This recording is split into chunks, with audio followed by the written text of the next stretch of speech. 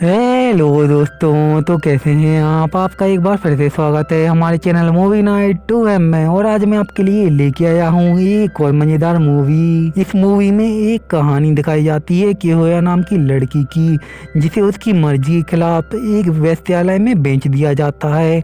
अब वहाँ पर उसकी मर्जी के खिलाफ उसके साथ क्या क्या होता है, यही याद देखेंगे इस मूवी में हम लोग। ऐसे ही और भी मज़ेदार मूवी को आगे भी देखते रहने के लिए हमारे चैनल को लाइक सब्सक्राइब करके बेल आइकन को जरूर दबाएं। मूवी शुरू होती है और हमें एक वेश्यालय का सीन दिखाया जाता है, जहाँ पर बहुत सारी वेश्याएं बैठी हुई थी और वहाँ से निकलते हुए मर्दों को अपने इशारों से अपने पास बुला रही थी। यहाँ पर हमें अपनी मूवी की मेन कैरेक्टर दिखाई जाती है, जिसका नाम किहोया होता है, जो कि इस वेश्यालय की नंबर 2 की सबसे मशहूर और खूबसूरत वेश्या है। नंबर 1 की वेश्या है टकाओ। अब इन दोनों की आपस में बिल्कुल भी नहीं बनती। अब ये दोनों आपस में ही एक दूसरे को घूर ही रहे होते हैं। तभी हम देखते हैं कि होया एक मर्द को अपने इशारों से अंदर बुलाने की कोशिश करती है, लेकिन वो मर्द अंदर नहीं आता क्योंकि वो टकाओ का ग्राहक था। इस बात पे इन दोनों का आपस में झगड़ा होने लगता है और टकाओ किहोया बहुत ही गंदी बातें बोलने लगती है, जिसके बाद किहोया उसको सबके सामने लात मार देती है, जिसकी सजा के तौर में किहोया को रस्सी से बांध के रखा जाता है। जिसके बाद वहाँ पर एक लड़का आता है जिसका नाम सीही होता है। सीही किहोया से कहता है तुम्हारी प्रॉब्लम क्या है और तुम हर किसी से लड़ती ही क्यों रहती हो। लेकिन अब किहोया अपनी टांगों से उसको अपनी तरफ आकर्षित कर रही थी, लेकिन सीही पर पड़ा था, तो वो किहोया की सारी हरकतों को जानता था और उसकी इन हरकतों का उस पर कोई असर नहीं होता और वो वहाँ से चला जाता है। अब मूवी फ्लैशबैक में जाती है और हम छोटी किहोया को देखते हैं, जिसकी आंटी उसे इस ब्रोथल पे लेके आई थी और उसे यहाँ पर आकर बेच दिया था। अब किहोया की ट्रेनिंग वहाँ की सबसे सीनियर वेश्या कर रही होती है, लेकिन अब किहोया को यहाँ पर बिल्कुल भी अच्छा नहीं लग रहा होता, तो वो यहाँ से भागने की कोशिश करती है, लेकिन वहाँ का केयर टेकर सीही उसको पकड़ लेता है। इसके बाद किहोया कहती है मैं एक दिन यहाँ से भाग के रहूंगी, तो सीही उससे कहता है कि जिस दिन इस पेड़ पर सफेद फूल लगेंगे तो वो उसे इस जगह से बाहर लेकर जाएगा। इसके बाद ब्रोथल की मालकिन किहोया को वहाँ से भागने के लिए सजा देती है और सबके सामने बांधकर उसे मारती है। इसके बाद वो किहोया से कहती है कि तुम यहाँ से कभी नहीं भाग पाओगी। इसके बाद किहोया के पास वहाँ की एक वेश्या आती है, जो कि वहाँ पर सबसे सीनियर थी और वो उसे अपने हेयर का एक पिन देती है। इसके बाद वो किहोया से कहती है इस पिन को तुम अपने उस दिन लगाना जिस दिन तुम्हारा पहला दिन होगा। अब कहानी कुछ दिन बाद की दिखाई जाती है, जहाँ पर किहोया बिल्कुल जवान हो चुकी थी और उसका पहला दिन भी आने वाला था, क्योंकि उससे मिलने के लिए एक बहुत ही अमीर बूढ़ा आया था। अब जैसे ही किहोया उस बूढ़े के पास जाती है तो वो देखती है कि बूढ़ा देखकर उसको कहता है कि तुम बहुत ही जवान हो, पर मुझे जवान लड़कियां बिल्कुल भी पसंद नहीं, तुम यहाँ से जा सकती हो। लेकिन किहोया कहती है तुम्हें जवान लड़कियां इसलिए पसंद नहीं क्योंकि शायद तुम उनको संतुष्ट नहीं कर पाओगे। इन सब बातों से वो बूढ़ा थोड़ा इम्प्रेस हो जाता है और किहोया को वहीं पर रुकने के लिए कहता है।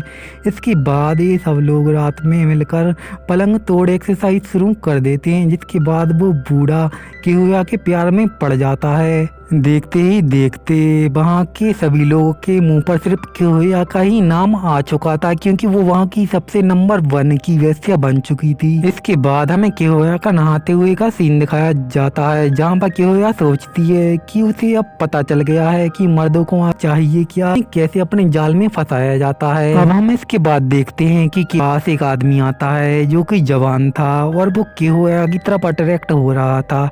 अब इसके बाद उस आदमी का नाम बताया जाता है, जिसका नाम सुजारी होता है। इसके बाद किहोया भी उस आदमी की तरफ अट्रैक्ट होने लगती हैं, जिसके बाद ये दोनों आपस में ही प्यार करने लगे थे। किहोया भी उससे बहुत प्यार कर रही थी, इसलिए वो बाकी किसी के ऊपर भी ध्यान नहीं देती। अब किहोया से मिलने के लिए वहाँ पर एक बहुत ही अमीर आदमी आए और वो किहोया का इंतजार कर रहा था, लेकिन किहोया उससे मिलने के लिए नहीं जाती, तो वो वहाँ के सभी कमरों को खोलकर देखने लगता है, जहाँ पर किहोया सुजारी के साथ होती है। तो वो इसके बाद किहोया को पकड़ के बहुत ही बुरी तरीके से मारने लगता है, लेकिन सुजारी उसकी एक भी बार मदद नहीं करता, जिससे किहोया को बहुत ही बुरा लगता है। इसके बाद सुजारी उसको मुड़ के भी नहीं देखता और वहाँ से चला जाता है। इसके बाद किहोया को पकड़ के रस्सियों से बांध दिया जाता है। इसके बाद हम किहोया को देखते हैं कि वो सुजारी सुजारी के ख्यालों में ही खोई हुई थी और हर समय उसे ही याद कर रही थी। इसके बाद हम देखते हैं कि क्योया अपने कपड़े बदल के छुप के सुजारी के पास जाती है, लेकिन सुजारी उसे देखकर हंसने लगता है उसके ऊपर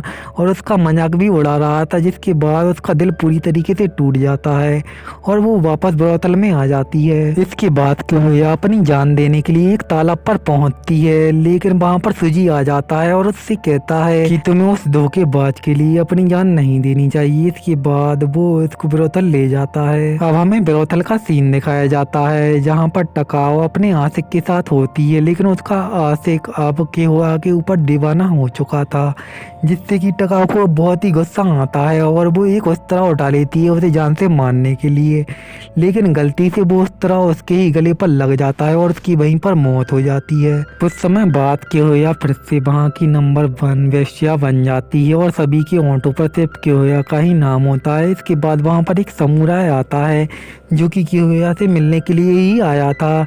इसके बाद वो समुराई क्योया को देखकर उसके प्यार में पड़ जाता है और क्योया से कहता है मैं तुम्हारे साथ शादी करना चाहता हूँ, लेकिन क्योया पहले तो उसे मना कर देती है, लेकिन फिर उससे कहती है जिस दिन इस ब्रोथल के पेड़ पर सफेद फूल खिलेंगे उस दिन मैं तुम्हारे साथ शादी करूंगी। लेकिन क्योया को पता था क्योंकि इस बचपन से ही उस फूल कभी नहीं खिले, तो वो समुराई अगले दिन ही बहुत सारे पेड़ों को वहाँ पर लगवा देता है जिनमें सफेद फूल लगे थे और वहाँ पर सभी लोगों से कह देता है कि क्योया की शादी करने वाला हूँ, जिससे कि पूरा ब्रोथल खुशी के माहौल में रंग जाता है। अब पूरे ब्रोथल में सभी लोग बहुत ही खुश थे सिर्फ क्योया और सुजी को छोड़कर। इसके बाद सुजी क्योया के पास जाता है जहाँ पर क्योया उसे बताती है कि मेरे पेट में एक बच्चा है और मुझे पता नहीं है किसका है। तो सुजी उससे कहता है तुम्हें यह बच्चा गिरवाना होगा क्योंकि समुराई एक बहुत ही इज्जतदार आदमी है, लेकिन क्योया उससे साफ मना कर देती है।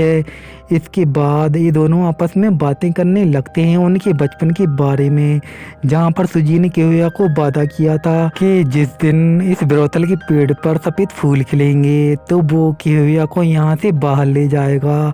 इसके बाद हम अगले दिन देखते हैं कि ये दोनों उसी पेड़ के पास खड़े हुए थे और क्योया बड़ी उम्मीद से उस पेड़ की तरफ देख रही थी जहाँ पर कोई भी फूल नहीं होता, जिससे कि वो बहुत ही उदास हो जाती है। लेकिन सुजी अब उसे दिखाता है कि वहाँ पर एक सफ़ेद फूल है, जिससे कि क्योया बहुत ही खुश हो जाती है और सुजी उससे कहता है मैं सिर्फ तुम्हें यहाँ से बाहर ले जा सकता, लेकिन इसके बाद मैं तुम्हें शायद और खुशियाँ ज़्यादा नहीं दे पाऊँ जो कि तुम्हें यहाँ मिल रही हैं, जिसके लिए क्योया भी मान जाती है। अब हमें ब्रोथल का मालिक दिखाया जाता है जो कि बहुत गुस्से में था क्योंकि क्योया वहाँ से भाग गई थी। अब हमें क्योया का सीन दिखाया जाता है। अब सुजी क्योया को लेकर एक चेरी ब्लॉसम के बाग में आता है जहाँ पर हम क्योया के फेस पर पहली बार खुशी देखते हैं और इसी के साथ मूवी यहीं पर ख़त्म हो जाती है।